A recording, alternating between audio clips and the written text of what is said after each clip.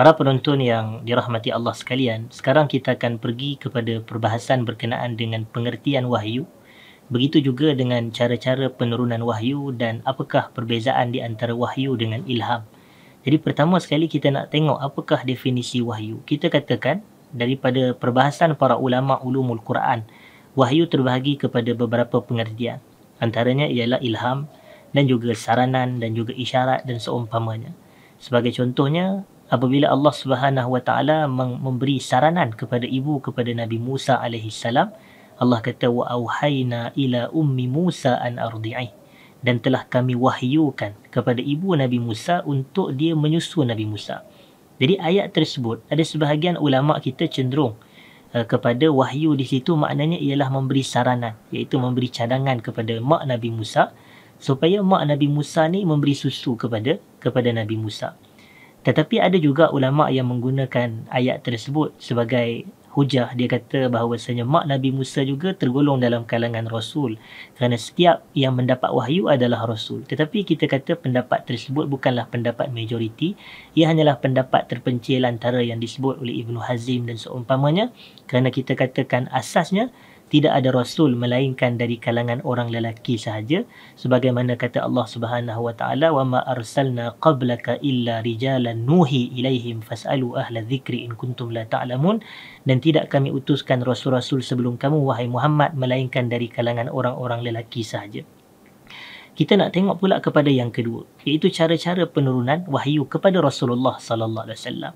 Kalau kita katakan wahyu yang diturunkan kepada Nabi sallallahu alaihi wasallam ni ialah kita katakan caranya ada pelbagai cara, sebagaimana yang direkodkan dalam Sahih Al-Bukhari daripada Aisyah radhiyallahu anha. Antaranya ialah awwalu ma budi'a bihi Rasulullah sallallahu alaihi wasallam min al-wahyi ar-ru'ya as-salihah fi an-naum. Antara perkara atau cara pertama yang berlaku kepada Nabi sallallahu alaihi wasallam daripada wahyu ialah mimpi yang saleh ketika tidur. Jadi kita katakan mimpi para nabi ni adalah benar. Jadi mimpi para nabi adalah wahyu. Kita tengok sahaja contoh Nabi Ibrahim AS. Apabila baginda menceritakan berkenaan dengan mimpinya kepada anak lelakinya bernama Ismail, Nabi Ibrahim dia kata, inni ara fil manami anni azbahuk fanzur madza tara. Sesungguhnya aku melihat di dalam mimpiku, aku menyembelih kamu, maka apakah pandangan kamu? Maka kata Nabi Ismail, ya abati fa'al ma tu'mar satajiduni insyaallahu minas sabirin. Wahai ayahku, kamu buatlah apa yang diperintahkan. Maknanya mimpi para nabi adalah arahan, adalah wahyu daripada Allah. Sebab itu Nabi Ismail faham. Dia kata if'al ma tu'mar, buat apa yang disuruh walaupun suruhan tu datang dalam mimpi. Satajiduni insyaallahu minas sabirin. Engkau akan mendapati aku ni tergolong dalam kalangan orang yang bersabar insyaallah. Selain daripada itu, mimpi wahyu juga pernah turun kepada Nabi SAW mislu salsalatil jaras, iaitu dengan bunyi seperti bunyi loceng. Jadi ini juga diriwayatkan kepada Nabi SAW. Dan selain daripada itu, datang pula malaikat dengan rupa paras manusia, datang malaikat dalam rupa paras yang hakiki, iaitu Jibril AS. Jadi kita tengok ini antara awal-awal penurunan wahyu, sebagaimana yang disebut di dalam Sahih Al-Bukhari, bahawasanya ketika Nabi sedang bersendirian di dalam Gua Hira, datanglah Jibril pada ketika itu.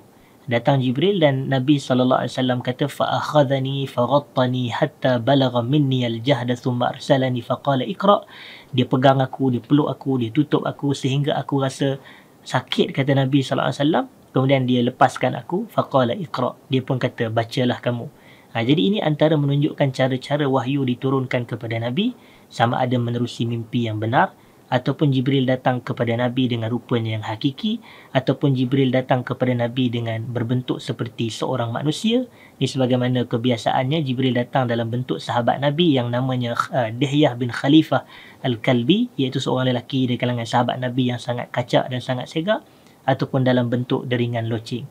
Yang ketiga, kita nak beralih pula kepada perbezaan di antara wahyu dengan ilham. Kita kata begini, dari sudut definisi, wahyu ialah pemberitahuan atau komunikasi yang tersembunyi yang Allah sampaikan kepada Nabi sallallahu alaihi wasallam ataupun kepada Rasul menerusi perantaraan Jibril alaihi salam. Manakala ilham pula kita katakan ialah pengetahuan yang Allah terus berikan kepada hati seseorang tanpa sebarang wasitah, tanpa sebarang perantara. Jadi sebab itu didapat ilham daripada Allah Subhanahu Wa Taala. Sebagai contoh, untuk melakukan satu-satu perbuatan dan mengucapkan satu-satu ucapan begitu. Kita nak tengok pula perbezaan wahyu dan ilham dari sudut siapa yang mendapat wahyu, siapa pula yang mendapat ilham. Kita katakan yang mendapat wahyu ialah para nabi dan para rasul, manakala ilham boleh diterima oleh sesiapa sahaja meskipun bukan nabi ataupun bukan rasul. Kemudian kita nak berkenaan dengan sifat. Kita katakan bahawasanya sifat ilham ialah yang ciri-ciri wahyu ini ialah sebagai contoh Al-Quran. Maknanya sifatnya seperti kalau kita membacanya kita mendapat ibadat dan seumpamanya, kita dapat pahala sebagaimana yang telah saya sebutkan sebentar tadi dalam hadis riwayat Tirmizi. Adapun ilham ni dia tidak diketahui ciri-cirinya secara spesifik, kerana boleh jadi orang-orang yang menerimanya itu hanya dia sahaja yang tahu antara dirinya dengan Allah, dan dari sudut dia tidak boleh mengatakan ini adalah syariat kalau seseorang itu mendapat ilham daripada Allah Subhanahu Wa Taala. Adapun wahyu kita katakan menjadi syariat bagi umat, kerana apabila Nabi menerima wahyu maka ia disyariatkan kepada umatnya untuk disebar, diajar dan diamalkan. Wallahu a'lam. Sebagai penutup dan kesimpulan buat sesi kita pada kali ini, kita nak bacakan sedikit daripada firman Allah Subhanahu Wa Taala di dalam surah Fatir ayat yang ke-29. A'udzubillahi minasyaitonirrajim. Innal ladzina yatluna kitaballah wa aqamus salah wa anfaqu mimma razaqnahum sirran wa alaniyah yarjuna tijaratan lan tabur. Yang mana terjemahannya bermaksud sesungguhnya golongan yang sentiasa membaca kitab Allah. Yatluna ialah fa'il mudhari'. Fa'il mudhari' yufidul istimrar. Jadi yatluna tu saya terjemahkan sebagai sentiasa membaca Al-Quran, dan juga mereka mendirikan salat, dan mereka membelanjakan harta yang Allah kurniakan kepada mereka secara sembunyi, secara nyata, iaitu secara terang-terangan. Maka mereka itu, kata Allah, yarjuna tijaratan lan tabur. Mereka mengharapkan perniagaan yang tidak pernah rugi. Jadi inilah besarnya kedudukan Al-Quran dalam kehidupan kita sehari-harian, seiring dengan pelaksanaan salat, seiring dengan pelaksanaan sedekah, iaitu kita katakan ini semuanya adalah perniagaan kita dengan Allah Subhanahu Wa Taala. Kita kena ingat kehidupan kita di atas muka bumi ini semuanya berbentuk perniagaan kepada Allah. Kita jual sama ada jiwa kita kepada Allah atau kita jual harta kita kepada Allah. Jual jiwa seperti kita baca Quran, seperti kita salat, jual harta seperti kita sedekah dan juga zakat, maka Allah akan membalas dan membelinya dengan ganjaran pahala, dan akhirnya sekali Allah akan membelinya dengan ganjaran syurga. Sebagaimana firman Allah yang lain, yang mana Allah menceritakan innallaha ashtara minal mu'minina anfusahum wa amwalahum bi anna lahumul jannah. Sesungguhnya Allah membeli daripada orang beriman itu jiwa mereka dan harta mereka, dan ganjaran mereka ialah syurga. Mudah-mudahan Allah kurniakan kita syurga apabila kita melazimi Al-Quranil Karim. Wallahu a'lam.